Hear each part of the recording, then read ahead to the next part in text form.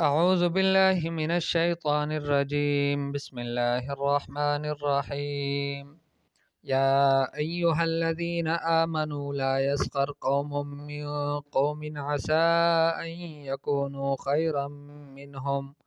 ولا نساء من نساء عسى أن يكن خيرا منهن ولا تلمزوا أنفسكم ولا تنابزوا بالألقاب بئس الاسم الفسوق بعد الإيمان ومن لم يتب فأولئك هم الظالمون صدق اللہ العظیم۔ گزشتہ سبق میں اللہ جل جلالہ نے ایمان والوں کو آپس میں محبت اور بھائی چارگی کے ساتھ رہنے کا حکم فرمایا تھا، اور یوں بھی ہم نے پڑھا تھا کہ ایمان والے تو یک جان کی طرح ہوتے ہیں، وہ ایک جسم کی مانند ہوتے ہیں اور ان کا آپس میں بڑا مضبوط اور گہرا تعلق ہوتا ہے۔ اور یہ بھی ہم نے گزشتہ سبق میں یہ بھی ہم نے پڑھا، آیتوں میں اللہ پاک نے یہ بھی بیان فرمایا کہ اگر کبھی وہ اس میں کوئی فرق پڑ جائے، یعنی وہ آپس میں تھوڑی سی کچھ دوری واقع ہو جائے، کچھ جھگڑے کی صورت بن جائے، تو فرمایا کہ پھر دوسرے مسلمانوں کو ان کی اصلاح کرنی چاہیے، ان کے درمیان صلح کر لینی چاہیے، اس لیے کہ ایمان والے، حدیث پاک میں آتا ہے المؤمن مألف، فرمایا کہ ایمان والا تو سراپا محبت ہوتا ہے، ولا خیر فی من لا یألف ولا یؤلف، اس آدمی میں کوئی خیر نہیں کہ جو نہ دوسروں سے محبت کرتا ہے اور نہ کوئی اور ان سے محبت کرتا ہے۔ ایمان والے تو آپس میں محبت کرنے والے۔ حدیث پاک میں آتا ہے حضور صلی اللہ علیہ وسلم نے فرمایا لا تدخلوا الجنت حتی تؤمنوا، تم جنت میں نہیں جا سکتے جب تک تم ایمان والے نہ بن جاؤ، ولا تؤمنوا حتی تحابوا، اور فرمایا ایمان والے بن نہیں سکتے جب تک تم آپس میں محبت نہ کرو۔ مسلمانوں کا آپس میں محبت کرنا انتہائی اہم چیز ہے، اور اس کے لیے حضور صلی اللہ علیہ وسلم نے فرمایا اولا ادلکم علی شیء اذا فعلتموہ تحاببتم، فرمایا کیا میں تمہیں کوئی ایسی چیز نہ بتاؤں کہ جس کو تم اگر کرو گے تو اس سے تمہاری محبت بڑھ جائے گی؟ افشوا السلام بینکم، آپس میں سلام کو عام کرو، سلام کو پھیلاؤ، ہر کوئی دوسرے کو سلام کرے، اس سے محبت بڑھے۔ تو شریعت یہ چاہتی ہے، دین یہ چاہتا ہے ہم سے کہ ہم مسلمان آپس میں محبت سے رہیں اور آپس کا تعلق ہمارا انتہائی مضبوط ہو۔ اب ان آیتوں میں اللہ جل جلالہ چند ان عوامل کا تذکرہ فرماتے ہیں کہ جن سے آپس کی جو اخوت ہے مسلمانوں کی اور جو بھائی چارگی ہیں وہ اس سے متاثر ہو جاتی ہیں اور اس میں فرق آ جاتا ہے، دشمنیاں اور دوریاں پیدا ہو جاتی ہے۔ تو ہر مسلمان کو چاہیے کہ ان چیزوں سے بچے۔ ان میں سب سے پہلی بات اللہ پاک نے فرمائی ہے یا ایھا الذین آمنوا لا یسخر قوم من قوم، فرمایا اے ایمان والو، اے وہ لوگو جو ایمان لائے ہو، کوئی قوم بھی دوسری قوم کا مذاق نہ اڑائے، عسیٰ ان یکونوا خیرا منہم، شاید کہ وہ ان سے بہتر ہو۔ یہ جن کا مذاق اڑا رہے ہیں یہ شاید ان مذاق اڑانے والوں سے بہتر ہو۔ ولا نساء من نساء، اور نہ کوئی عورتیں دوسری عورتوں کا مذاق اڑائے، عسیٰ ان یکن خیرا منہن، شاید کہ یہ جن کا مذاق اڑا رہی ہیں یہ وہ عورتیں ان سے زیادہ اچھی اور بہتر ہوں۔ تو اس وجہ سے شریعت نے اس سے ہمیں منع کیا ہے کہ ہم کسی کا مذاق اڑائیں، اس لیے کہ اس سے دشمنیاں پیدا ہوتی ہیں، اور کون اچھا ہے کون اچھا نہیں، کون برا ہے کون اچھا، یہ تو اللہ جانتے ہیں، ہم جانتے بھی نہیں ہیں۔ اس لیے کہ اللہ پاک نے یہاں یہی فرمایا ہے کہ ان کے بارے میں تم کیا جانتے ہو، شاید کہ وہ تم سے بہتر ہو۔ ایمان ہے، جب تک ایمان ہے کسی کے دل میں، اب وہ اس میں بہت سارے چانس ہے، وہ کس درجے کا ہے یہ درجے اللہ جل جلالہ ہی طے کرتے ہیں، اللہ جل جلالہ مقرر فرماتے ہیں، وہ جانتے ہیں اپنے بندوں کو، ہم نہیں جانتے۔ اور یہ جو تمسخر ہے اور مذاق اڑانا ہے، اس کا جو بنیادی سبب ہے وہ تکبر ہے، تکبر۔ اور حدیث پاک میں آتا ہے حضور اکرم صلی اللہ علیہ وسلم نے فرمایا لا يدخل الجنت من کان فی قلبہ مثقال ذرۃ من کبر، جس آدمی کے سینے میں ایک ذرے کے برابر بھی تکبر ہوگا،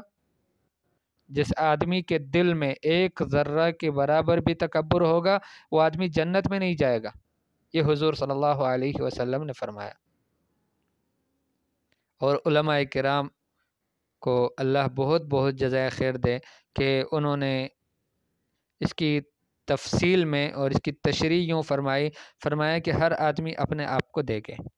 اگر پوری دنیا میں کسی ایک انسان کو بھی اپنے سے حقیر سمجھتا ہے تو فرمایا کہ اس کا مطلب یہ ہے کہ یہ آدمی اپنے بارے میں فکر مند ہو جائے، اس کو اپنی فکر لگنی چاہیے کہ ابھی اس کے سینے میں تکبر ہے،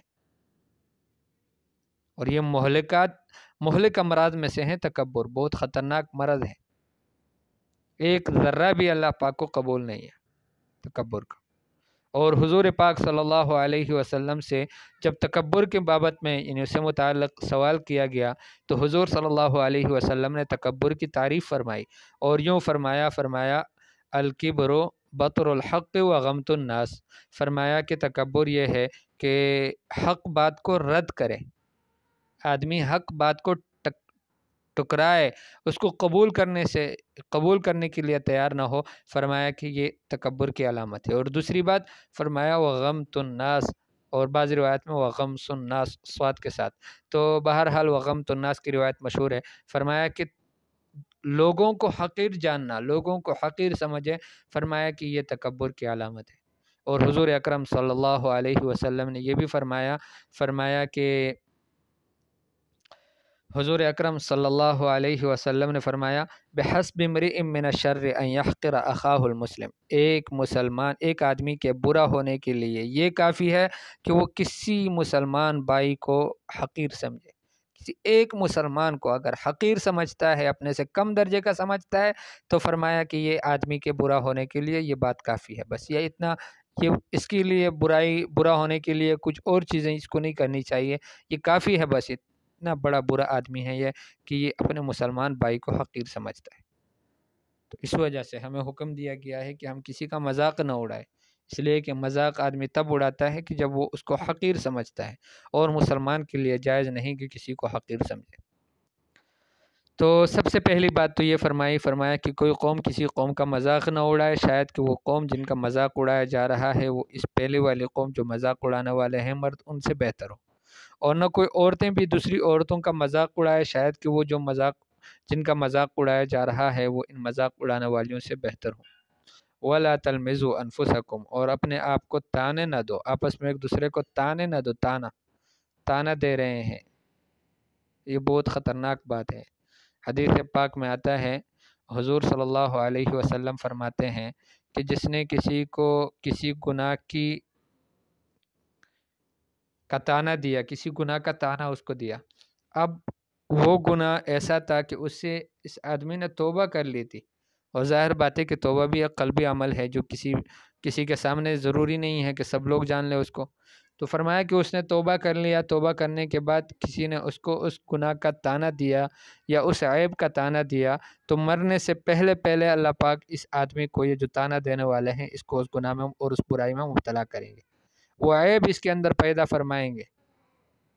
اس وجہ سے کسی کو تانے دینا نہیں چاہیے، اور کسی کے عیب میں پڑ جانے پر ہمیں خوش نہیں ہونا چاہیے۔ حضور صلی اللہ علیہ وسلم نے فرمایا لا تظہر الشماتۃ لأخیک فیعافیہ ویبتلیک، اپنے بھائی کے کسی عیب میں پڑ جانے پر تم خوشی کا اظہار مت کرنا، فرمایا اللہ پاک اس کو عافیت دیں گے، اس کو بچا لیں گے، اس عیب سے پاک اور صاف کر لیں گے، وَيَبْتَلِيكَ، اور آپ کو مبتلا کر دیں گے۔ یہ اللہ کا قانون ہے، جتنے بھی دنیا میں، یہ تو ہم نے اپنے بڑوں سے اور علماء سے سنا کہ جو لوگ دوسروں کی عیبیں نکالتے ہیں، مرنے سے پہلے اللہ پاک ان کے اندر وہ عیب پیدا کر دیتے۔ تو عیب نام ہی اس چیز کا ہے کہ جس کا تذکرہ نہیں ہونا چاہیے، اس کو ذکر ہی نہیں کرنا چاہیے، ختم کر دو اس کو۔ تو اللہ پاک فرماتے ہیں وَلَا تَلْمِزُوا أَنفُسَكُمْ، ہمزہ اور لمزہ، یہ سورۃ الہمزہ میں پوری تفصیل کے ساتھ اس پر، یعنی اس کی تشریح اور اس کی تفسیر لکھی ہے کہ آدمی عیب جو بھی نہ بنے اور عیب گو بھی نہ بنے۔ عیب جو ویل لکل ہمزہ کا معنی ہے عیب جو عیوب تلاش کرتا ہو، ڈھونڈتا پھرتا ہو، اور لمزہ کا معنی ہے کہ جو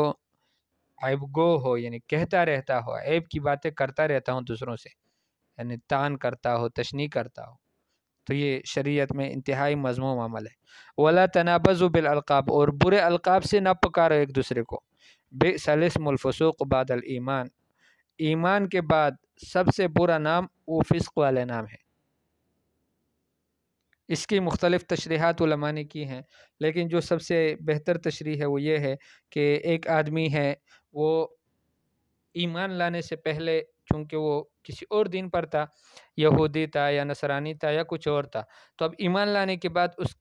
کے سامنے ان ناموں سے اس کو پکارنا، تو یہ اللہ کے ہاں بہت برے نام ہے۔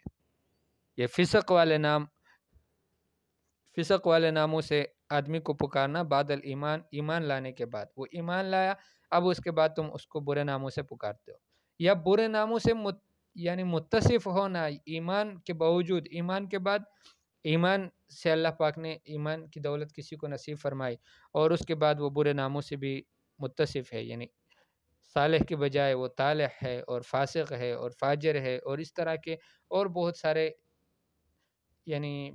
برے قسم کے نام ہیں، تو یہ اچھا نہیں ہے، اس آدمی کو بچنا چاہیے۔ اسی طرح ایک آدمی ہے، وہ پہلے کسی عیوب میں مبتلا تھا جس سے اس نے بعد میں توبہ کر لی، اب توبہ کرنے کے بعد اس کے سامنے پرانے اس کے عیوب کا تذکرہ کرنا یہ بہت بری چیز ہے، اور یہ فسق کے نام کا لینا یہ بہت برا ہے ایمان لانے کے بعد۔ اور نتیجہ کیا ہوگا؟ فرمایا وَمَن لَّمْ يَتُبْ فَأُولَٰئِكَ هُمُ الظَّالِمُونَ، جو ان بری حرکتوں سے توبہ نہ کرے تو یہی ظالم ہیں، اپنے اوپر ظلم کر رہے ہیں، اس لیے کہ ان عیوب میں اللہ پاک ان کو خود مبتلا کریں گے۔ یا ایھا الذین آمنوا اجتنبوا کثیرا من الظن، دوسری بات فرمایا کہ اے ایمان والو تم بہت ساری گمانوں سے بچو۔ گمان کرنا کسی سے متعلق، بدگمانیاں کرنا، اس سے اللہ پاک منع فرماتے ہیں۔ فرمایا ان بعض الظن اثم، بے شک بعض گمان جو ہوتے ہیں وہ گناہ کے گمان ہوتے ہیں، یعنی بدگمانیاں ہوتی ہیں وہ گناہ کا درجہ رکھتی ہے،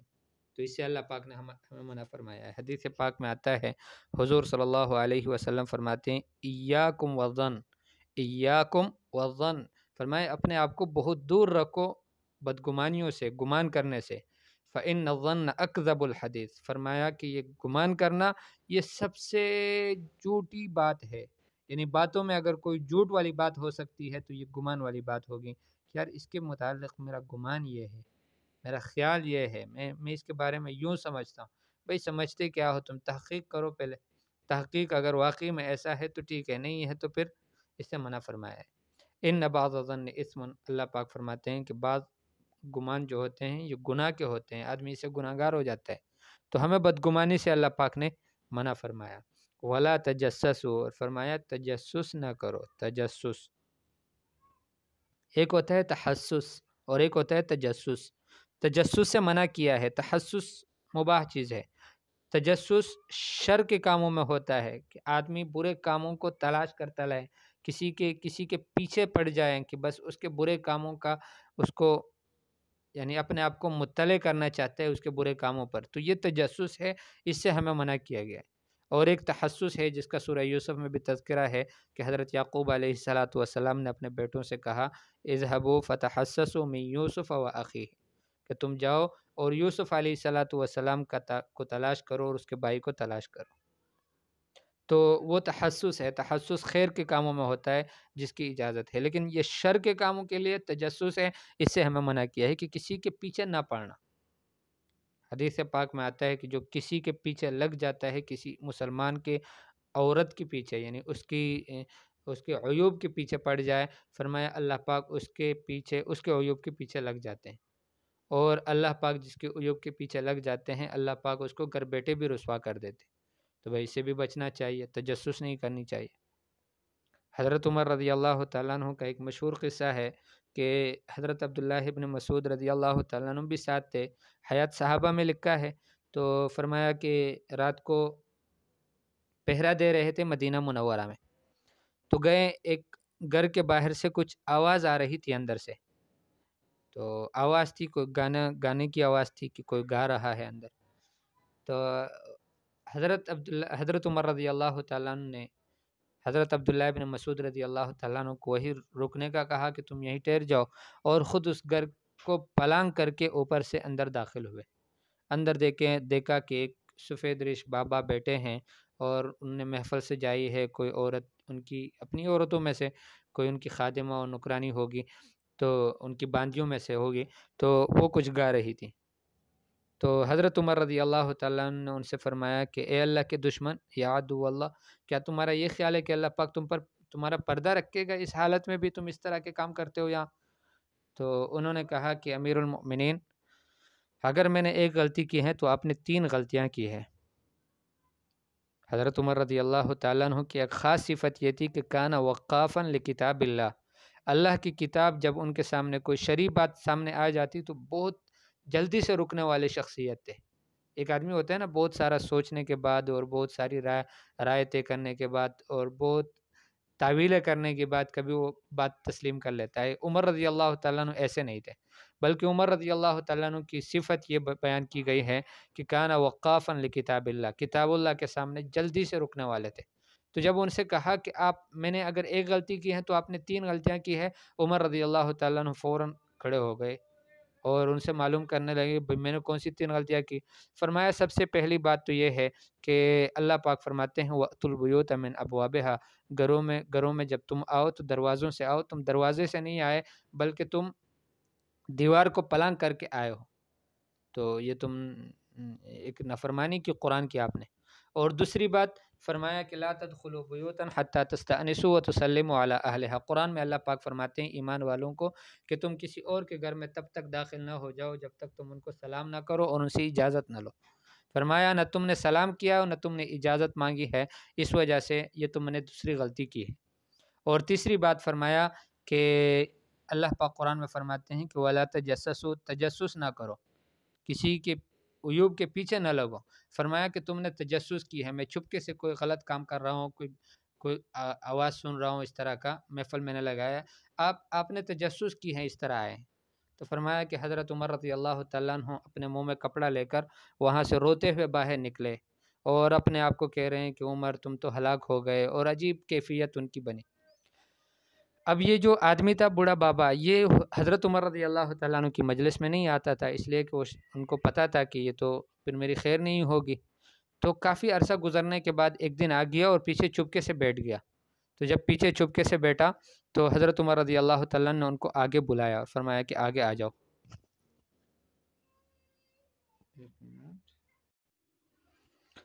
تو حضرت عمر رضی اللہ تعالیٰ نے ان کو آگے بلایا، تو اب وہ ہامتا کانپتا آگے آ گیا۔ تو حضرت عمر رضی اللہ تعالیٰ نے ان سے کہا کہ اور قریب آ جاؤ، بہت قریب کر دیا، اتنا قریب کر دیا کہ بس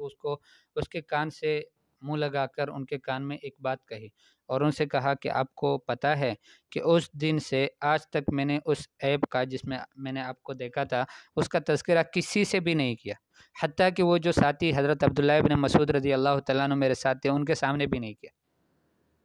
تو انہوں نے پھر حضرت عمر رضی اللہ تعالیٰ عنہ سے فرمایا کہ تم بھی اپنا کان قریب کر دو۔ کان قریب کیا تو حضرت عمر رضی اللہ تعالیٰ عنہ سے فرمانے لگے کہ اس دن جو میں نے گناہ کیا، یعنی ایک محفل لگائی تھی، سجائی تھی، فرمایا اس کے بعد سے میں نے بھی توبہ کر لیا ہے، یہ میں آپ کو ابھی بتا رہا ہوں۔ اب یہ دونوں پوری مجلس لوگ بیٹھے ہوئے ہیں بہت سارے، حضرت عمر رضی اللہ تعالیٰ نے ان کے کان میں ایک بات کہی، انہوں نے حضرت عمر رضی اللہ تعالیٰ عنہ کے کان میں ایک بات کہی، جس پر دونوں نے زور سے تکبیر کہا، اللہ اکبر اللہ اکبر، اور مجمع میں کسی کو بھی پتہ نہیں چلا کہ بات کیا ہوئی تھی۔ تو بہرحال یہ تجسس سے ہمیں منع کیا گیا ہے۔ اور فرمایا دوسری بات وَلَا يَغْتَبْ بَعْضُكُمْ بَعْضًا، تمہارے بعض دوسروں کی غیبت نہ کرے، بعض آپس میں ایک دوسرے کی غیبت نہ کرے۔ أَيُحِبُّ أَحَدُكُمْ أَن يَأْكُلَ لَحْمَ أَخِيهِ مَيْتًا، کیا تم میں سے کوئی یہ پسند کرتا ہے کہ اپنے بھائی کا گوشت کھائے، میتن مردے بھائی کا گوشت، فَكَرِهْتُمُوهُ، سچی بات ہے، پکی بات ہے کہ تم اس سے نفرت کرو گے، اس کو ناپسند کرو گے۔ بھائی کے گوشت کو کون کھا سکتا ہے؟ تو جس طرح تم اس کو ناپسند کرتے ہو اس طرح تمہیں غیبت کرنے سے بھی بچنا چاہیے۔ غیبت کرنا انتہائی سخت جرم ہے۔ حضور صلی اللہ علیہ وسلم سے جب غیبت کے متعلق بات کی گئی کہ غیبت کیا ہے تو حضور صلی اللہ علیہ وسلم نے فرمایا ذکرک اخاک بسوء یکرہہ، فرمایا کہ اپنے بھائی کا اس عیب سے تذکرہ کرنا، اس عیب کو بتانا کہ جس کو وہ ناپسند کرتا ہے، کوئی ایسی برائی بھائی میں موجود ہے آپ کی کہ اس کو اگر اس کے سامنے تم کہو گے تو اس سے ناپسند ہوگا، وہ اچھا نہیں سمجھے گا کہ اس بات کا تذکرہ کیا جائے، تو فرمایا کہ اس طرح سے اس کا تذکرہ کرنا یہ غیبت ہے۔ اس کے لیے ضروری نہیں ہے، ہمارے بہت سارے لوگ کہتے ہیں کہ میں ان کے منہ پر بھی کہہ سکتا ہوں، منہ پر کہنا یہ تو بہت بڑی جرت ہوگی آپ کی، پیٹھ پیچھے کہیں گے تب بھی گناہ ہے، اور سامنے کہو گے تب بھی گناہ ہے، غیبت غیبت ہی ہے۔ تو وہ صحابی پوچھتے ہیں کہ اللہ کے رسول صلی اللہ علیہ وسلم، وہ برائی اگر اس آدمی میں موجود ہے تو حضور صلی اللہ علیہ وسلم نے فرمایا کہ اگر وہ موجود ہے اس میں تو آپ نے غیبت کی، اور اگر وہ برائی اس آدمی میں موجود نہیں ہے اور پھر آپ اس سے متعلق اس طرح کی بات کرتے ہیں تو فقط بہتہ ہو، تو آپ نے اس پر بہتان لگایا ہے، اور بہتان کا جرم تو اور خطرناک ہے۔ تو اس لیے غیبت سے بچنا چاہیے، کسی مسلمان کی غیبت نہ ہو۔ واتقوا اللہ، اور اللہ سے ڈرو، ان اللہ تواب الرحیم، بے شک اللہ جل جلالہ توبے کو خوب قبول کرنے والے مہربان ہیں۔ یا ایہا الناس، اے لوگو، انا خلقناکم من ذکر و انثی، بے شک ہم نے تمہیں پیدا کیا ہے ایک مرد اور ایک عورت سے، ایک نر اور ایک مادے سے ہم نے تمہیں پیدا کیا ہے۔ کلکم من آدم، فرمایا کہ تم سب کے سب آدم علیہ الصلاۃ والسلام سے ہو، و آدم من تراب، اور آدم علیہ الصلاۃ والسلام مٹی میں سے، ان کو مٹی سے بنایا، تو تم سب کو ایک ماں باپ کے تم سب اولاد ہو، یعنی تمہیں پھر فوقیت جتلانے کی اور اپنی برتری ظاہر کرنے کی اجازت نہیں ہے کہ کوئی اپنے آپ کو بڑا ظاہر کرنے لگے۔ وجعلناکم شعوبا وقبائل، اور ہم نے تمہاری قبیلے اور تمہاری قومیں بنائی ہیں۔ وجعلناکم شعوبا، اور ہم نے تمہاری تقسیم کی ہے قوموں میں، وقبائل، اور قبیلوں میں، لتعارفوا، تاکہ تم پہچانے جاؤ۔ بس صرف اس مقصد کے لیے یہ تعارف کی حد تک فائدہ دیتا ہے کہ یہ پٹھان ہے، اور یہ اردو ہے، اور یہ پنجابی ہے، اور یہ سندھی اور سرائکی ہے، اور یہ بلوچ ہے۔ تو یہ سارے کاسٹ اور قبائل اور قومیں یہ صرف اس حد تک کام دیتی ہیں کہ آپس میں تعارف ہو جاتا ہے۔ ان اکرمکم عند اللہ اتقاکم، بے شک تم میں سے جو سب سے زیادہ معزز ہے اور مکرم ہے اللہ کے نزدیک، اتقاکم، تم میں سب سے زیادہ تقوی والا ہے۔